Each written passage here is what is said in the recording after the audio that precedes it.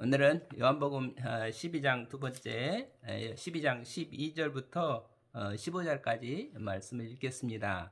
제목은 평강의 왕으로 오신 예수님.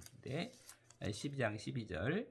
그 이튿날에 명절에 온 큰 무리가 예수께서 예루살렘으로 오신다는 것을 듣고 종려나무 가지를 가지고 맞으러 나가 외치되 호산나 찬송하리로다. 주의 이름으로 오시는 이 곧 이스라엘의 왕이시여 하더라.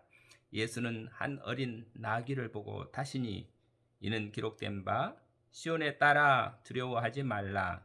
보라, 너희 왕이 나귀 새끼를 타고 오신다 함과 같더라.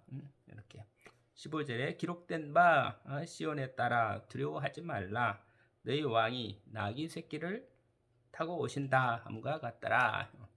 예수님 이제 생애 마지막 한 주일을 이제 예루살렘에서 보내시게 되는데 요한복음 12장부터 21장까지 거의 절반이 예수님의 맨 마지막 생애를 기록한 그런 자료죠. 그러니까 예수님께서 세상을 떠나신 그 순간이 그 한 주간이 우리에게 가장 큰 영향을 준 사건이다. 그러죠. 그래서 한번 우선 오늘 첫날 마지막 한 주일 계시는데 첫 월요일 날 이제 예수님께서 나귀 새끼를 타고 예루살렘으로 입성을 하셨다. 나귀 새끼를 타고 오신 예수님 뭘 상징하는가? 그랬을 때 평화의 왕이다. 그래서 평화의 왕, 그 평화의 왕으로 오신 예수님 새끼 나귀를 타고 오신다는 그 예언이 성취되는 거다 해서 그 예언은 어디에 있었나 그러면 스가랴 9장 9절을 함께 보겠습니다. 스가랴 9장 9절을 찾으면 시온에 따라 크게 기뻐할지어다. 예루살렘에 따라 즐거이 부를지어다. 보라, 네 왕이 내게 임하시나니 그는 공의로우시며 구원을 베푸시며 겸손하여서 나귀를 타시나니 나귀의 작은 것 곧 나귀 새끼니라. 이렇게 이미 스가랴 예언서에 이렇게 예수님께서 오실 것을, 평화의 왕으로 오실 것을 이미 예정해 놓으셨다. 그 말씀이 이제 실현이 되는 순간이 됐다. 그럼 그 평강의 왕, 평화의 왕으로 오셨다. 예수님께서 평화의 왕, 평강의 왕, 그 평강의 왕을 또 평강의 왕이라는 그 말씀은 이사야 9장 6절에 또 이미 이사야가 예언한 내용이죠. 이사야 9장 6절을 또 함께 보게 되면 이사야 9장 6절, 이는 한 아기가 우리에게 낳고 한 아들을 우리에게 주신 바 되었는데 그의 어깨에는 정사를 메었고 그 이름은 기묘자라, 모사라, 전능하신 하나님이라, 영존하시는 아버지라, 평강의 왕이라 할 것임이라. 여기 평강의 왕이라 할 것임이라. 이게 지금 예수님께서 오셔서 우리에게 평강의 왕이 되셨다. 예수님께서 이 평강의 왕을 이 세상에 왕이로 오셨다. 평강의 왕. 그 말씀을 나중에 예수님께서 제자들에게 또 확실하게 이렇게 말씀하시죠. 12장 요한복음 12장 14장 14장 27절을 보면 자, 이렇게 예수님께서 마지막 유언으로 이렇게 27절에 평안을 너에게 끼치노니 곧 나의 평안을 너에게 주노라. 내가 너에게 주는 것은 세상이 주는 것과 같지 아니라 너희는 마음에 근심하지도 말고 두려워하지도 말라. 이 평강의 왕으로 오신 예수님, 그 예수님께서 우리에게 마지막으로 우리에게 유산으로 남겨준 것도 역시 평안이다, 평강이다, 평화다. 그래서 이 평화의 세계를 이룩하시는 예수님. 그래서 이 왕이라는 글자, 이 왕으로 오셨다 하는 얘기는 힘이 있는 존재. 모든 그 왕 중에 왕이다 하면은 힘 중에 힘이 뭔가 그랬을 때 옛날부터 이 세상을 이길 수 있는 힘, 이 세상을 이길 수 있는 힘보다도 더 강한 것이 무엇인가 그랬을 때 나를 이길 수 있는 힘, 자기를 극복할 수 있는 힘, 나를 어떻게 이길 수 있는가? 나를 이길 수 있는 힘은 어디서 나오는가? 결국 그것은 내가 나를 이길 수 없죠. 그래서 그리스도 안에 있으면 누구든지 새로운 피조물이라. 우리가 그리스도를 만났을 때 그리스도께서 만왕의 왕이 되신 그리스도께서 죽음의 권세를 이기신 그리스도께서 또는 주님께서 그리스도께서 성령께서 주시는 하나님께서 주시는 성령이 내게 임할 때 그 성령의 힘으로 우리를 이길 수 있다. 그 힘을 주시는 분이 그리스도시다. 그러니까 우리가 믿음으로 산다 하는 것은 그리스도를 믿는 믿음인데 그리스도 안에 있으면 누구든지 새로운 피조물은 뭐예요? 나를 이길 수 있는 힘을 가졌다. 나를 이길 수 있는 힘, 그거를 나와 그거를 심리학적으로는 내가 나와 화해하게 됐다. 내가 나와 화해하게 되려면 어떻게 되나? 내 안에 그리스도를 모셔야 된다. 내 안에 그리스도를 모시려면 어떻게 되나? 그리스도를 모시면 하나님과 화평을 이루게 되고 하나님과 화평을 이루면 다른 사람들과 화평을 이루게 된다. 그러니까 하나님과 화평을 이루면 그게 내가 사라지고 내가 없어지고 그리스도가 내 안에서 사시고 그러니까 그리스도가 내 안에서 사시는 그 평화의 왕이 내 안에서 사시니까 내가 주변에 있는 모든 사람들과 또 평화의 관계를 회복할 수가 있는 거죠. 그러니까 하나님을 경외함이 모든 지혜의 근본이라. 이 세상 사람들과 화평할 수 있는 그 지혜가 어디서 나오나? 하나님을 사랑하는 것으로, 하나님을 믿음으로, 하나님을 믿음으로 말미암아 우리는 그리스도를 통해서 하나님과 화해하게 됐고 또 그리스도를 통해서 내가 나 자신과 화해하게 됐고 그래서 그걸 통해서 나는 나와 이웃과 모든 관계를 화평을 이룰 수 있게 됐다. 그래서 이 평화할 때 평화는 항상 이게 크게 말하면 하나님과 화평을 이루고 그 다음에 모든 사람들과 화평을 이루고 하나님을 사랑하고 이웃을 사랑하라. 하나님과의 적대 관계, 하나님과 화평이 이루어지지 않는 것은 우리의 안에 있는 죄 때문에 우리가 하나님과 화평을 이루지 못하는데 그 죄를 없애 주시는 분이 예수님이시다. 그 예수님을 우리가 모심으로 말미암아 우리는 우리의 모든 죄가 사라지고 우리의 모든 죄가 용서받고 하나님과 화평을 이루게 되고 그 하나님과 화평을 이루는 그 믿음 안에서 우리는 그리스도 안에서 내가 나 자신과 화평하게 되고 내가 나 자신과 화평한다 하는 이야기는 내 안에 불평이나 불만이나 두려움이나 근심이 없는 그런 상태죠.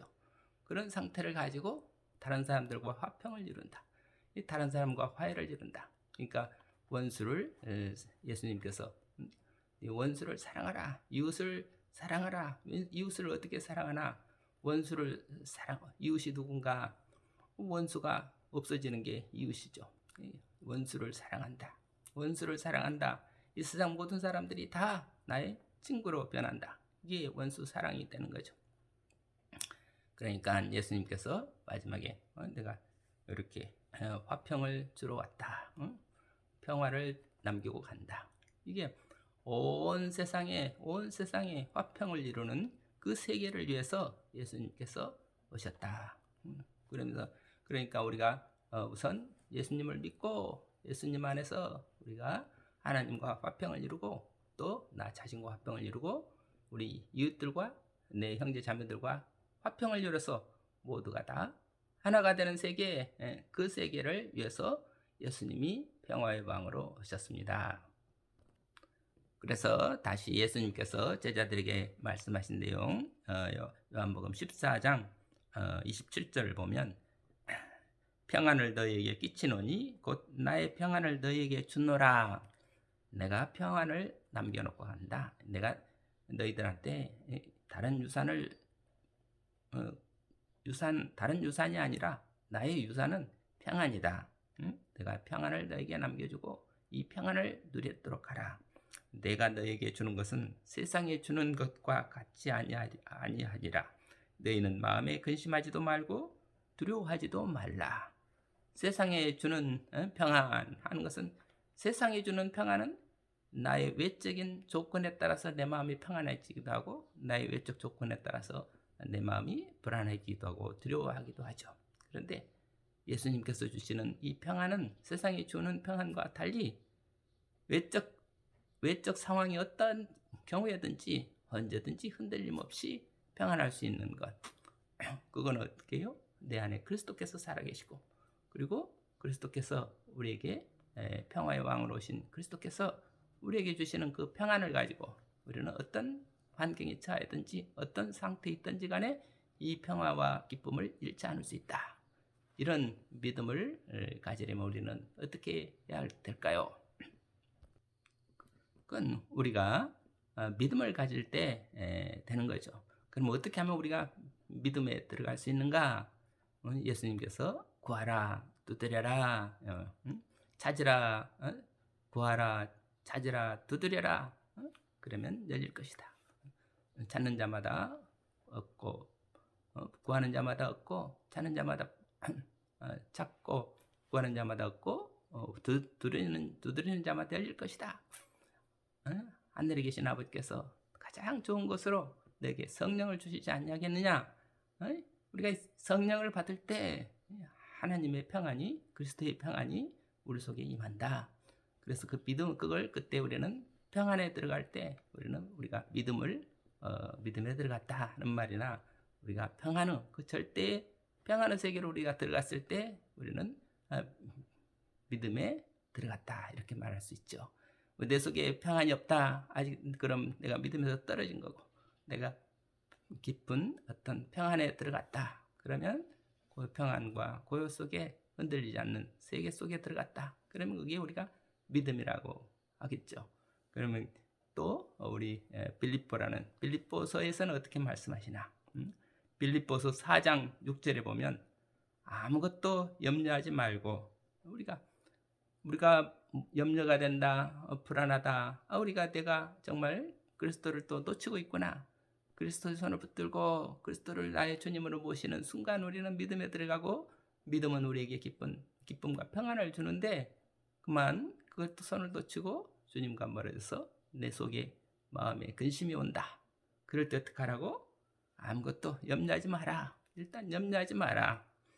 다만 모든 일에 기도와 간구로. 염려스러운 일이 있습니까? 그럼 기도하세요. 그리고 원하는 거 있습니까? 간구하세요. 그리고 너희 구할 것을 하나님께 감사함으로 아뢰라. 내가 정말 아버지 하나님 이걸 주시면, 아버지 하나님 감사합니다. 이것을 주셔서 감사합니다. 그래서 그리하면 모든 지각에 뛰어난 하나님의 평강이 그리스도 예수 안에서 너희 마음과 생각을 지키시리라. 너희 마음과 생각을 지키시리라. 그리스도 안에서, 그리스도 예수 안에서 너희 마음과 생각을 모든 지각에 뛰어나신 하나님이 너희 하나님의 평강이 그리스도 예수 안에서 너희 마음과 생각을 지키시리라. 자, 우리가 기도를 통해서 근심, 걱정이 일어날 때마다 우리가 주님께 감사함으로 아뢰라. 그리하면 하나님의 모든 지각에 뛰어나신 하나님의 평강이 우리 안에 모든 우리 마음과 생각을 지키시리라. 여기 하죠. 우리의 마음을 지켜주시고 생각을 지켜주신다. 그 말은 무슨 뜻입니까? 자, 우리가 어떤 우리의 생각이 불안이 일어난다. 생각을 지켜주시면 불안이 일어날 수가 없죠. 그리고 마음을 지켜주신다. 그러면 우리가 불안으로 말미암은 어떤 충동이 일어날 수가 없죠. 우리가 무엇을 평안하지 않을 때, 평강이 없을 때, 기쁨이 없을 때 무엇을 기쁨으로 하지 않고 뭔가 일을 한다 그러면 잘못되는 거잖아요. 무엇을 잘못할 때, 이렇게 실수할 때, 그럴 때는 불안하고 두려워하고, 그때 또 충동적으로 하게 되고, 그럴 때마다 우리가 잘못에 빠질 수 있는데, 그것들을 다 우리 마음을 지켜주시고 생각을 지켜주셔서, 그래서 그런 잘못된 마음이 일어나지도 않도록 하고 잘못된 충동에 빠지지 않도록 지켜주시는 하나님의 평강, 이 평강을 위해서 우리는 모든 일에 감사로 기도하라. 이것이 빌립보서 4장 6절의 말씀이었습니다. 그러니까 다시 예수님께서 우리에게 이 평강의 왕으로 오셨다. 왕이라고 하는 것, 왕이시다. 아까 어디요? 이사야 9장 6절을 다시 한번 또 평강의 왕이 어떤 분이신가? 그럴 때 한 아이가 우리에게 낳고 그 한 아들을 우리에게 주신 바 되었는데 그 어깨에는 정사를 메었고 이 세상의 모든 일을 다 주관하시는 분이시다 이거죠. 그리고 그 이름은 기묘자라, 모사라, 전능하신 하나님이라. 기묘자, 모사 하는 건 누구보다도 뛰어난 지혜와 전지전능하신 분이시다 이 말에 전지전능하신 하나님이시다 이거죠. 전능하신 하나님이시다. 기묘자라, 모사라 하는 것은 다 할 수 있는 아는 분이니까 기묘자가 되고 모사가 되는 거죠. 그리고 영존하시는 아버지시다. 아버지는 우리 육신의 아버지는 이따가 떠나셨지만 그 하나님 아버지는 영원하신 생명의 근원이신 아버지 하나님이시고 평강의 왕이라. 평강의 왕, 온 세상에 지금 이 세상에 평화가 오지 않는 이유가 뭐예요? 서로 다툼이 일어나고 분열이 일어나고 전쟁이 일어나고 그 모든 것들이 다 우리의 이 믿음이 없어서, 이 사랑이 없어서, 우리 믿음이 없어서 그러는 거죠. 원수를 사랑하는 그 사랑이 없고 그 원수를 사랑하는 사랑이 없는 이유가 믿음이 없으니까 평강이 없고 그 불안 속에서 염려 속에서 사람들이 잘못된 행위를 하는 것, 그것들이 크게 나타나면 이렇게 전쟁이 되기도 하고 이렇게 가장 비극적인 서로 죽이고 싸우는 그런 일들이 일어나는 거죠. 그런데 그 평강의 왕으로 오셨다. 온 세상을 화평하게 만드시고 그 화평의 근원이 뭔가 그러면 우리 안에 있는 우리 속에 이 믿음이 우리 속에 믿음으로 말미암아 하나님과 내가 화해하게 되고 내가 나 자신과 화해하게 되고 그래서 내가 이웃과 화해하게 될 수 있는 그 믿음을 주시는 분이 평강의 왕이시다. 왕이라는 자체가 이 세상의 일을 다 다스리는 왕이라는 뜻도 있지만 그 글자 왕이 나타내는 게 하늘과 땅 사이에 십자가를 이렇게 그려놓고 왕이라고 하는 거죠. 하늘과 땅 아버지의 뜻이 이 땅에서 이루어지도록 하소서. 아버지와 이 세상의 모든 사람들이 다 화평을 이룰 수 있는 그 십자가 길을 열어주신 분이 왕이시다. 그래서 평강의 왕이라는 글자는 하늘과 땅과 그 사이에 십자가 길을 놓고 예수님께서 이제 우리에게 마지막으로 그 십자가 길을 가심으로 말미암아 온 세상에 평강의 왕이 되셨다. 이 예수님께서 평강의 길을 열어주시고 그 평강의 길은 우리 믿음의 길이라는 것을 우리에게 열어주셨는데 아직도 세상에는 많은 사람들이 이 믿음을 알지 못하고 믿음에 들어가지 않아서 아직도 세상은 전쟁으로 기근으로 여러 가지 고통과 불안한 세상이 이어지고 있는 거죠.